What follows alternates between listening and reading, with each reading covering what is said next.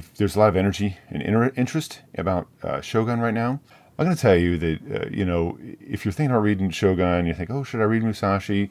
Oh, you should read Shogun. In fact, I would say read Shogun first. Because after you read Musashi, I don't think that Shogun's going to hold up. I'd love to have some, specific little things to say about this or this to try and win you over. But, I mean, if you've ever watched a samurai movie and really enjoyed it, this is the book that you wanted to read. There's a quote, Musashi is the Gone with the Wind of Japan. Okay, I've not read Gone with the Wind. I don't even know if I've seen the movie, but I don't think that's accurate. It suggests that Musashi is slightly frivolous. I think the book is much more carefully and seriously written than that comparison would sort of lead you to believe. I'm probably more inclined to say that this book is like something like T.H. White's Once and Future King, or like Alexandre Dumas's The Three Musketeers. It's like that. In fact, the Three Musketeers comparison is not bad. It's not perfect, but it's not bad. Musashi has such great character development, and also, honestly, great humor. One of Musashi's students is Jotaro, and Jotaro is early in the book, he's a constant source of enjoyment. He's a very petulant type child. He says very kind of obnoxious things, especially when the moment gets too serious. Jotaro will come up and say something, and you're like, oh, at one point, Utsu, who's the female lead, I would say, is like saying goodbye to this group of young women who I believe are in this convent, and she's saying goodbye, and they're all very sad because they all like Utsu, and she's trying to like hold back the sadness in her face because she doesn't want the girls to cry. And there's this moment that they're all having, and then Jotaro's like, "Hey, what's taking so long? Can we get going?" Like something just like that, and it's just this wonderful way to like break the ice and just like totally shatter the moment, and you're just kind of like, it's very entertaining. Jotaro is very entertaining, and that kind of stuff happens a lot. A lot of really great characters, very distinct characters that you really love. And that's what this book reminds me of The Three Musketeers, because at the end of that story, you just absolutely love each one of those characters for the distinctness that they have. And at the end of this book, you love these different characters. You love Musashi and Utsu and Jotaro and a number of other characters I'm not going to bother to bring up. There's a large cast in Musashi. With a book this big, you would think it'd have a large cast. It's significant. But I do think that the characters are distinct enough. And Shogun, like I said, they sometimes feel like a little bit samey, so it kind of becomes difficult to say, well, wait, who is this guy again? The reason I think of like T.H. White's Once and Future King, which I just haven't read in so long, was there's this sense of sort of like humanizing, very highly fictionalized characters. Obviously, that story is about King Arthur and Lancelot and Guinevere and the love triangle between them. At least that's the major point of that story. In that story, those characters are very humanized. You really sort of get to see the like justification behind what they do and how they act. And you get a lot of that here. You really get into these characters so well, and you really come to understand why they're doing what they're doing. And even the characters you don't like, you can sort of understand.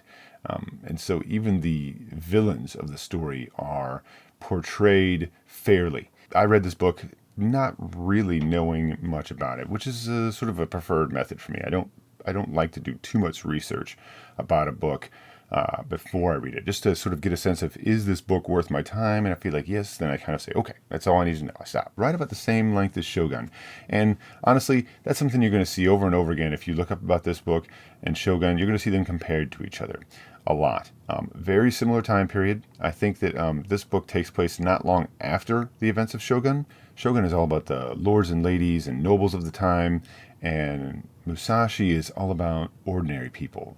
Musashi and Matahachi, his companion at the very beginning of the novel, are just regular villagers, basically. They were both published in English in similar times.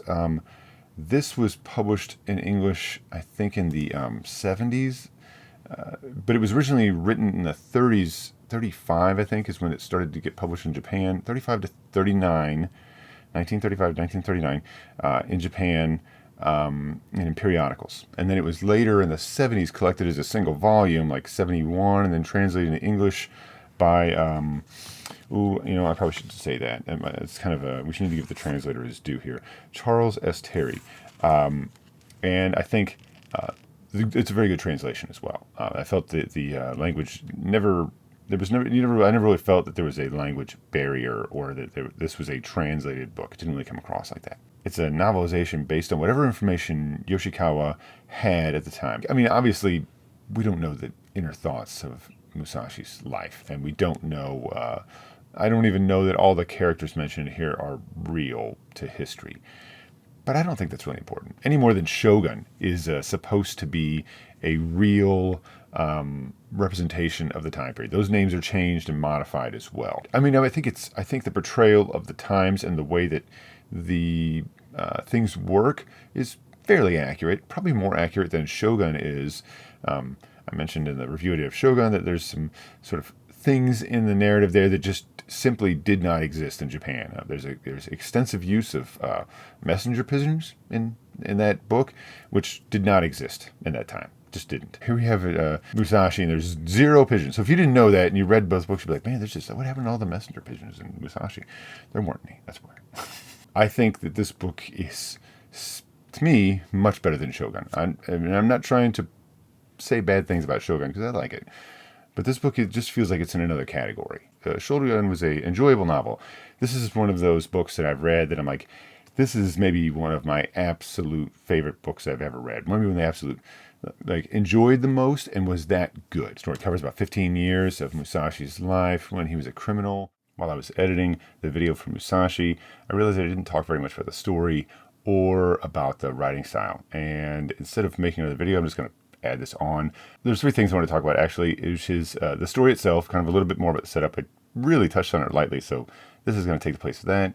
The writing style, and also the way the story is told, which is not quite the same as the writing style. The story starts with Takazo and Matahachi, who have been involved in a very large battle, and they were on the losing side. After hiding from the sort of army of the winning side, they end up finding and sort of living with these 2 women, a mother and daughter, who have the habit of going out on the battlefield and collecting the weapons and armor of slain samurai, which is a big taboo. And then they sell these goods. Later, Matahachi leaves with these women, sort of taking up sort of a husband and wife sort of scenario with the mother. Matahachi was engaged to Utsu back in the Takazo and Matahachi's home village, and Takazo, sort of out of guilt and maybe something else, decides to go back so he can tell Utsu that Matahachi has left with this other woman. Takazo, trying to get back, gets himself in all sorts of problems and becomes a big outlaw, which is where a local priest, Takuan, gets involved and sort of, instead of like the samurai forces sort of engaged to find Takazo, Takuan goes out to sort of capture Takazo. Boy, I don't know why. The names are just really messing with me, even though I have no problem understanding who's who. Takuan goes out to catch Takazo, and he brings Utsu with him. That's the beginning setup of the story. It's very early in the story, and I think if you read the story, you should know that up until about that point, the story is sort of one way. It's sort of like that's all like the sort of precursor, like almost like a prologue. The real story starts after Takazo is captured. He escapes and is captured again by Takuan. And then he's sort of like made to stay in this sunless room of this noble house. And after a 3-year stay, he comes out and he's given a new name and he's sort of released. Sort of like you are now, go out and do something good with your life. And that's where Takazo changes his name to Musashi. And at the point where Takazo becomes Musashi, that's where the story sort of takes off. And that's where you get Musashi wanting to live his life by the way of the sword, try to live a life, become a true human being, is a phrase that's said a lot, become a true human being by living his life in the way of the sword and sort of deciding what that way is. Becoming the best swordsman is sort of what that is, but also just sort of like using his practice and becoming an expert at the sword as a means and a philosophy for life. And there's a very Zen-like sort of influence in that, or as the story progresses, that Zen aspect comes out stronger and stronger as the story progresses. The writing of Musashi is very conversational in tone, which is something that kind of struck me as a little bit odd. This is a much older story than the story we're normally going to compare it to, Shogun. Shogun is written, the story tries to be elevated. It tries to talk about noble lords and ladies, where Musashi is almost always about common people. Shogun tries to elevate the language, but sometimes I feel like it really doesn't, especially in its dialogue. Its dialogue feels very simple and very unsatisfying to me in Shogun. Here, the dialogue is a lot more genuine, but it's very conversational. Even the narration is conversational. And I really enjoyed that aspect of the story. It really kind of didn't feel like it was trying to elevate itself. Didn't feel like it was trying to do that. The story does elevate itself, and that's what I think is wonderful about it, is that it does sort of become much more than just a story, sort of a recounting, a fictionalization of the real life Musashi's life. It becomes sort of a lesson in what it means to live a good life, and what it means to make the right choices, and what somebody who really dedicates themselves to making something of themselves can do, even if there's nothing particularly special about them. And I really enjoy that. There is nothing particularly special about Musashi. He is not a perfect example of anything, and yet he's still, throughout the course of this rather long story, and excellently long, he's still able to achieve that perfection that he was after. And I say that the story is long, but I think you should know that this is one of those rare cases where a story is long, 800, 900 something pages, 950, I think, where I never, ever lamented the length of this story. I was always glad there was more story. And even at the end, I think, I wish there was just a little bit more. Can we have just a little bit more of this story? That's how great the story is, how enjoyable it is. And I think that some of that is owed to the conversational tone, the way things are related. Obviously, too, like when you read a story like this, you think, oh, there's going to be lots of battles, and there's not particularly a lot. The battles that happen are well done, but they're not blow-by-blow type battles. Is like something like the feel of that battle is expressed through a few words, through choice words.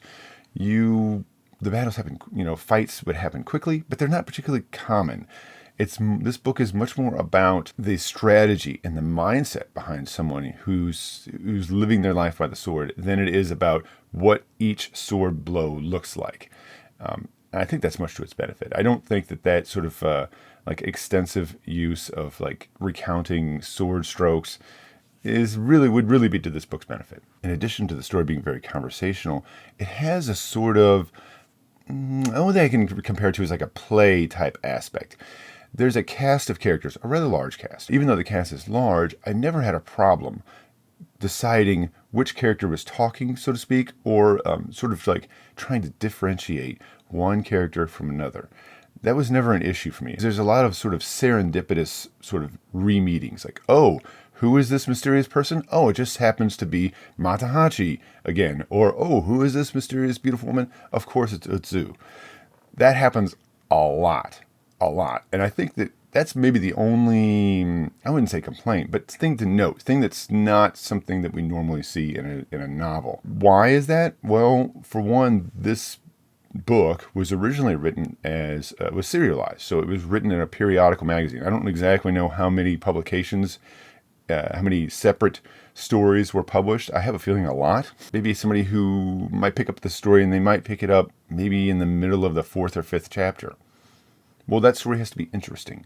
And they might have read the 1st chapter, and then now they're reading the 4th chapter, but they don't have access for some reason to the 2nd and 3rd. Well, that means that we're going to reintroduce that character. Like, oh yeah, I remember Utsu from the first story. Oh my gosh, she's doing this now. That's so cool. So that's what's going on. Honestly, it doesn't really feel like that. I only found that out after I finished the story, because I don't really research books until after I'm done reading them. Sometimes to my benefit, in this case, because I didn't know that it was a periodically written story. It makes more sense now, but I just sort of noticed that, man, these people just seem to run into each other. Like, Japan is not it's not huge, but it's not small. There's a lot of people. It's like, man, these people run into each other a lot. But I think that's great, because even though you're seeing the same character again, you get to see these characters that something's happened and they meet up again, and they encounter each other again, and then they have interactions, and those interactions are always interesting.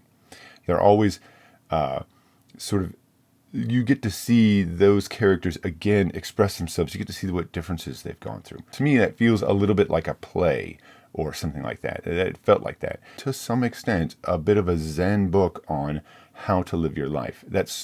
Not exactly, but you can't help but read this story and compare yourself to Musashi and his dedication to his goals, and look at your own life and your own goals and think about your own dedication and how you could do better in this area. I think that's part of what this story is supposed to be doing. And part of it is sort of a lesson in Zen, a lesson in focusing and letting all the chaff stuff in life, all the meaningless parts of life sort of fall away, and to really focus on what matters to you and what's important to you. And I think that Musashi does such a wonderful job of that. It's such an inspiring book. Definitely a book that I plan to read again, probably not in the distant future. That's it for the little interjection. The culmination of the story, the very end of the novel, is one of the best build-ups and sort of executions of a sort of final battle, a final confrontation that I've seen in such a long time. Really, the most important thing to know about the narrative is that it just goes away, and you just are just enwrapped in this story and these characters and what they're doing. I don't know if anybody else has ever had this, but that feeling that you get like when you're near the end of a long book and you have this sort of like wistful sort of like thought about how far you've come in this book and how much things have changed, as though it was an experience that you personally had.